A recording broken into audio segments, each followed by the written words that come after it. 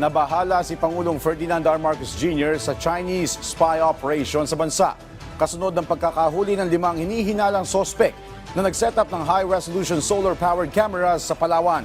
Ang detalye sa Balitang Pambansa ni Bernard Ferrer ng PTV Manila.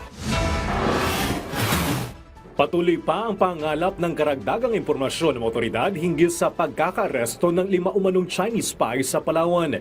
Sa isang ambush interview, sinabi ng Pangulo na nakakabahala ang ganitong espionage activities, lalo na sa mga pasilidad na kritikal sa pambansang seguridad.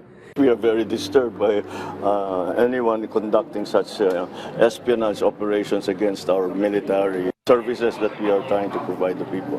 Pinuri naman ng National Security Council ang National Bureau of Investigation at Armed Forces of the Philippines sa pagkakahuli sa 5 Chinese. Katuwang din dito ang National Intelligence and Security Force at Bureau of Immigration. Katuwang din dito ang National Intelligence and Security Force at Bureau of Immigration.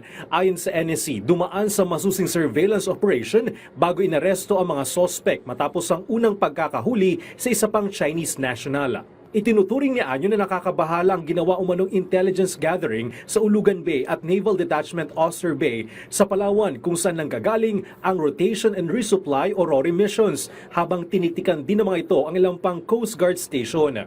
Dagdag pa ni Anyo ang pagkakaresto sa mga dayuhan dahil sa umano'y pang-espiya ay pagpapakita ng pagiging seryoso ng pamahalaan na pigilan ang mga aktibidad na nagkokompromiso sa pambansang seguridad. Mula sa People's Television Network, Bernard Ferrer para sa Balitang Pambansa.